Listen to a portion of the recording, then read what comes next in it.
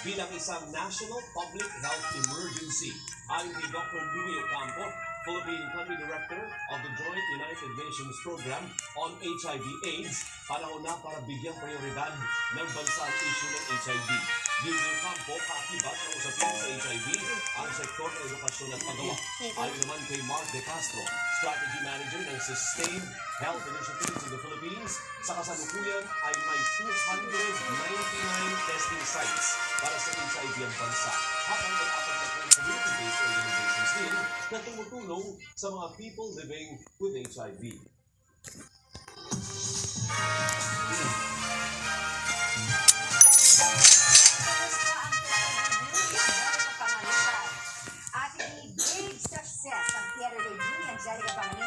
Sa isa sa mga dulang tampok sa 20th Virgin Lab Fest sa CCP.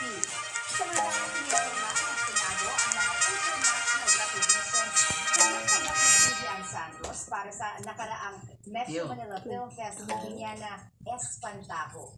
Nagpapashow MJ Felipe. Isang resolusyon na ipinasa ng Senado na kumikilala sa husay at tagumpay ng kapamilya actress na si Julian Santos Agoncillo. Sa sunod-sunod na pagkilala at parangal na natanggap niya ng kanyang MMFF for Regina Espantajo. Itong Miyerkules, personal na dumalo si Juday sa Senado at tinanggap ang pagkilala. Commending and congratulating one of the finest actresses in our country, Ms. Julian Santos Agoncillo. Buhay na buhay ang pag-asa ng pelikulang Pilipinas dahil sa ang pinagaling at edukasyon. Kumis na abot hanggang dito yung trabaho ko bilang artista. Malaking bagay ang makilala ang mga trabaho mo. Ang saya-saya, thank you po. Thank you very much. Bukod kay Juday, kinilala rin ni Estrada ang ambag ng mga namayapang icons gaya ni Nora Uno, Gloria Romero, Elita Corrales at Ricky Davao. Samantala, abot gamit ang saya ni Angelica Pangaliban matapos ang kanyang theater debut sa ika-20 taon ng Virgin Lab Fest, ang halang Ignacio Jimenez sa CCP Webes ng gabi. Naeksena niya sa one-act play na Don't Meow for Me Catriona ang veteran actress na si Pili O'Hara. Ginampanan ni Angge ang papel ni Piping na gusto niya na pabalik sa kanilang probinsya sa Bicol bago siya bumiyahe pa Canada para magtrabaho. Lahat nung pinagpaguran nyo, nakita mo yung finally may nanonood ng crowd sa'yo and nakita mo yung reaction nila. Wala akong tulog para akong papasok ng exam. Ganun yung pakiramdam ko mula kagabi. Hanggang nagising, parang naalimpungatan na lang ako kanina na babaw-babaw lang talaga ng tulog ko. And then sabi ko na lang talaga, this is it.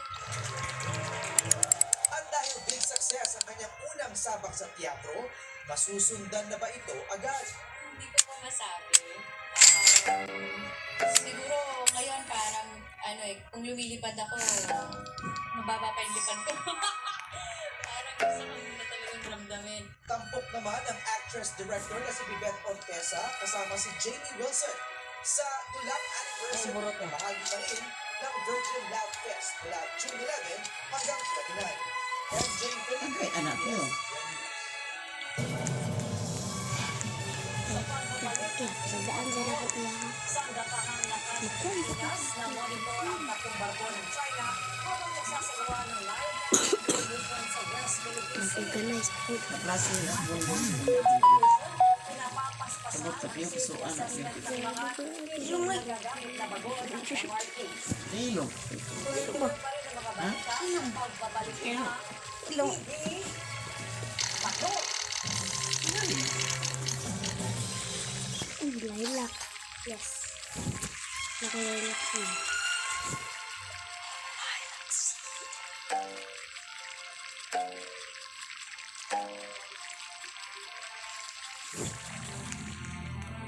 Gak kasakit dyan, anak ibu.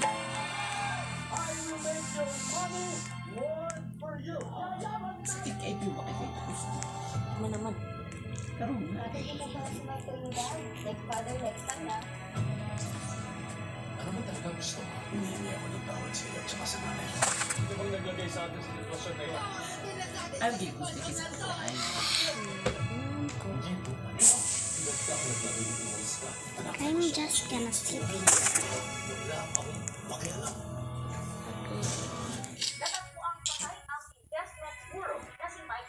naman. Nakita ko siya isang araw. Ano ka na?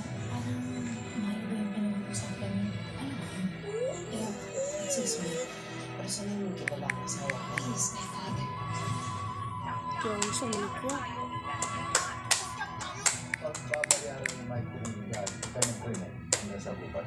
Pare, Trinidad, tingnan mo yung pinawag sa link.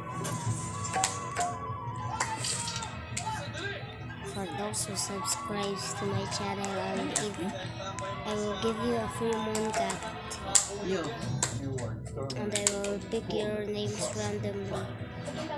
So please subscribe. I will give you this. If you freeze them, you will be a Just friendly. accounts under your dad's name. Or something. Miss Sayaka, You think?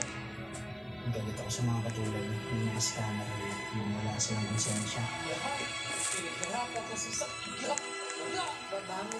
For those who want the night owl, I can give you a night owl. Patay na. Ano ito?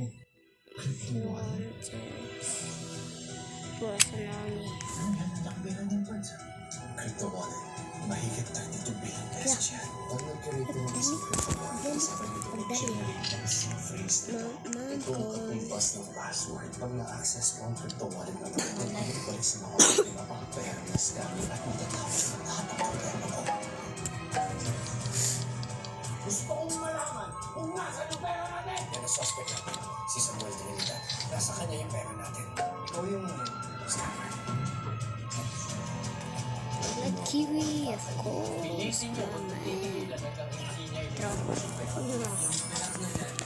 sa mga Pilipinas. Kailangan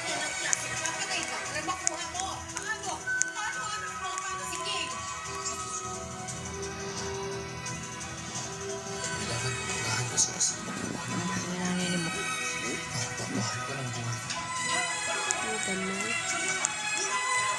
Dapat na po kung sponsor. Sins of the Father.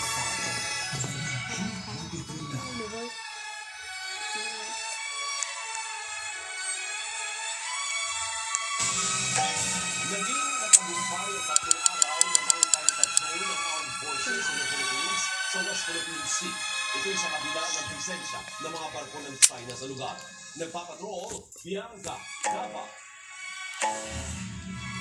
Sa ikatlong araw ng maritime patrol mission ng Armed Forces of the Philippines sa West Philippine Sea ngayong Biyernes, isang Chinese Navy vessel ang kinailangang radyohan ng PRP Andres Bonifacio.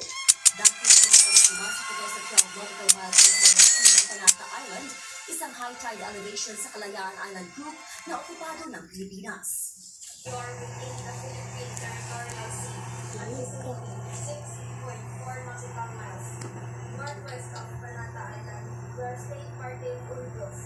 You're endangering the relationship of our country.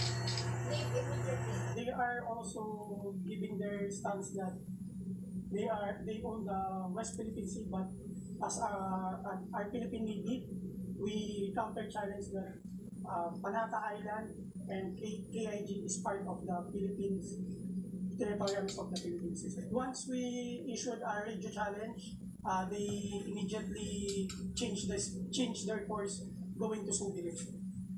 Nagpatrolya rin ang PRP Andres Bonifacio sa Cota Island.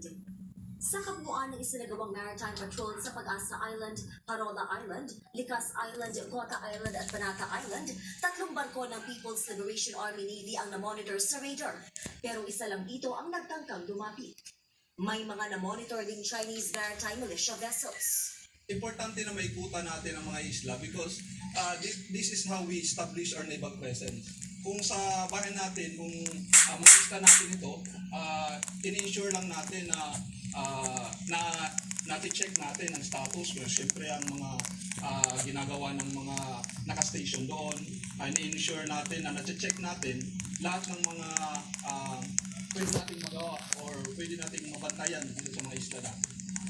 Itinuturing na matagumpay ng AFP ang Maritime Patrol na sadyang isinagawa ilang araw lang bago ang pagdiriwang ng Araw ng Kalayaan. It is in line also with our celebration of our Philippine Independence Day. So 126 years na natin na tinatamasa ang kalayaan natin. And with this maritime patrol that we have conducted, pinakita natin na nandiyan dyan na buo at nag-aalap yung damdamin ng ating mga sandatahang lahat ng Pilipinas to guard the sovereignty of our territory. Noong 1960s pa ginawa ang Puerto Andres Bonifacio na kilala dati bilang USCGC Belleville, isang high-endurance cutter ng United States Coast Guard. Ipinasa ito sa Pilipinas noong July 2016. Bagamat luma na, kaya pa rin makipagsabayan ng Puerto Andres Bonifacio sa mas modernong mga barko ng Philippine Navy. We have modern ships. I agree that this BRP Andres Bonifacio has a more, sabi natin, hindi masyadong modern actually in terms of capabilities. But we do what we can.